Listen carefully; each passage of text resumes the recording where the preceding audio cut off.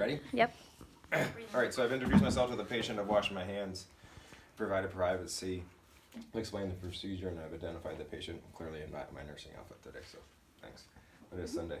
So what we're going to do is we're going to irrigate the eye. Now, yesterday, as we talked about in lab, it depends, do they have contact lenses in? And if they have contact lenses in, does that contact lens come in or out? Meaning, do we irrigate it out or do we pull it out?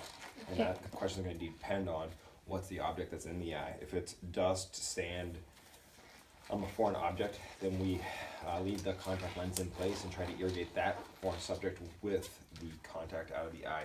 If it's a chemical, then we want the patient to remove the contact if they can. If not, we will remove it for them to the best of our ability. It's not always that easy though. We're turning the head towards the side that we want to irrigate.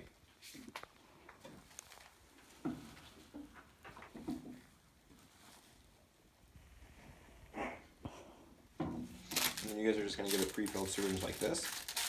And we can get 15 of these. At the hospital, they are readily available to us. So like nurses walk around with them in their pockets all the time. And then you just push a little bit forward. Right? In this case, I'm going to lift up the eye because they can't do it, but the key is to pull down the lower conjunctival sac. Okay, so I'm going to try doing both with a mannequin. And then it's inner. You might have to get closer so you can see. Come on, zoom in. I zoomed. Got it? Lower. Conjunctival sac, inner to outer canthus.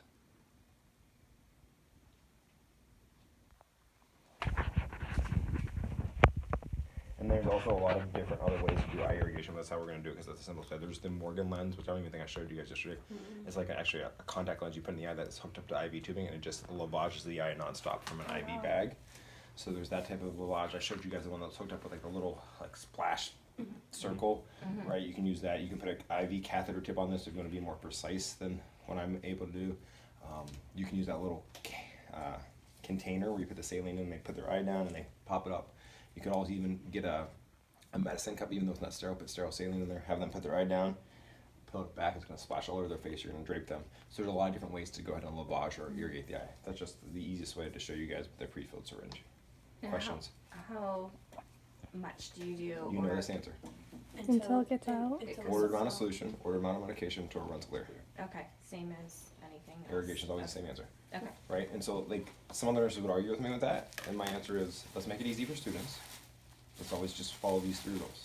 If we know those 3 rules, then we're going to accomplish it with everything. We might irrigate too much, but we're going to irrigate appropriately. Does that make sense?